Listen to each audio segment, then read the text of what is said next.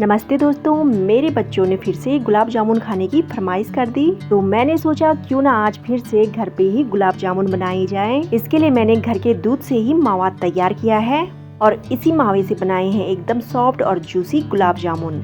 देखिए कितने बढ़िया बने हैं, अंदर से बिल्कुल रसीले, और इन्हें बनाना तो बहुत ही ज्यादा आसान है। तो चलिए शुरू करते हैं। तो सबसे पहले मैंने घर के ही 2 किलो दूध से मावा तैयार किया। ठंडा होने के बाद हम इसे 4 से 5 मिनट तक बहुत बढ़िया ढंग से मसलेंगे और इसका एक स्मूथ सा चिकना डो तैयार करेंगे। तो देखिए 4 से 5 मिनट तक मैंने इसको बढ़िया से मसला है। अब इसमें कोई भी लम्स या दाने नहीं है। इसके बाद हम इसमें ऐड करेंगे 3 चम्मच मैदा, 2 चुटकी बेकिंग पाउडर, 1 चुटकी बेकिंग सोडा। तो अब हम मैदे को मावे के साथ बढ़िया से मिक्स करेंगे और इसे 6 से 7 मिनट के लिए बढ़िया से मसल कर इसका भी एक चिकना डो तैयार करेंगे। हमारा डो एकदम स्मूथ और चिकना होना चाहिए, तभी हमारे गुलाब जामुन क्रैक फ्री बनेंगे। तो इस बात का ध्यान जरूर रखें, इसे हमें बहुत ही अच्छे से मसलना है। तो 6 से 7 मिनट के बाद हमारा डो एकदम स्मूथ और चिकना हो चुका है।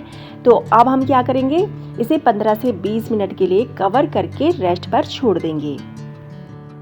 तो दूसरी तरफ हमने 2 बड़ी कटोरी इसमें पानी ऐड किया है पैन में और 1.5 छोटी कटोरी हमने चीनी ऐड किया है। तो अब हम इसमें 1 टेबल स्पून नींबू का रस ऐड करेंगे और अब जैसे ही इसमें एक बॉईल आने लग जाए तो हम चम्मच की नोक पे इसमें फूड कलर ऐड करेंगे, जिससे कि हमारे गुलाब जामुन देखने में बहुत ही बढ़िया लगेंगे।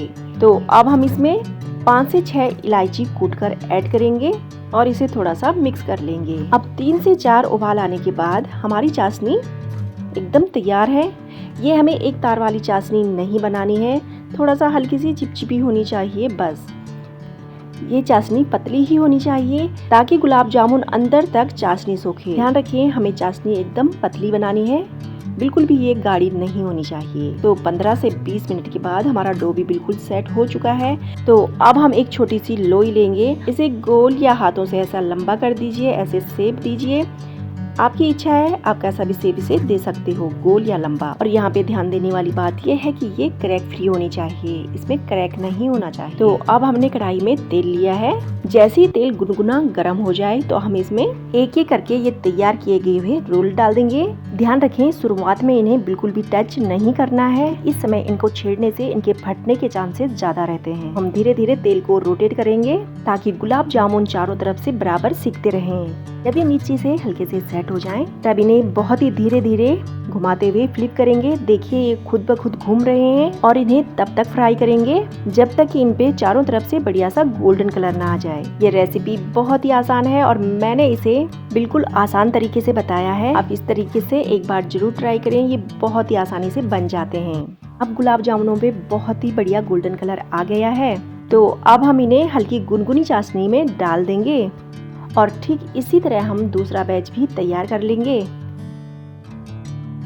और बस इनको भी हल्के हाथों से अलटते पलटते हुए गोल्डन ब्राउन कलर आने तक हम फ्राई कर देंगे और चाशनी में डाल देंगे। अब इन्हें कवर करके हम 2 से 3 घंटे के लिए चाशनी में ही रहने देंगे। और अब 3 घंटे बाद देखिए हमारी गुलाब जामुन एकदम जूसी और सॉफ्ट बने हैं। आप भी इसी तरह घर पर मावा बनाकर बिना ज्यादा खर्चा किए बहुत ही आसानी से ये जूसी रसीले गुलाब जामुन बना सकते हैं। इसका स्वाद बिल्कुल बाजार जैसा ही लगता है। आप देख सकते हैं कितने स्पंजी और जूसी बने हैं। घर पर बनाने का सबसे बड़ा फायदा यही है, आप इन्हें अपने हिसाब से ताजा और स्वादिष्ट बना सकते हैं। तो अगर आपको ये मेरी आसान सी गुलाब जामुन की रेसिपी पसंद आई हो तो इसे एक बार घर पर जरूर ट्राई कीजिएगा। मुझे उम्मीद है आपके गुलाब जामुन भी एकदम सॉफ्ट, जूसी और स्वादिष्ट बनेंगे और पहली बार में ही परफेक्ट बनेंगे। रेसिपी थोड़ी सी भी अच्छी लगी हो तो वीडियो को एक लाइक और चैनल को सब्सक्राइब करना ना भूलें। मिलते हैं अगली ऐसी ही आसान सी रेसिपी के साथ।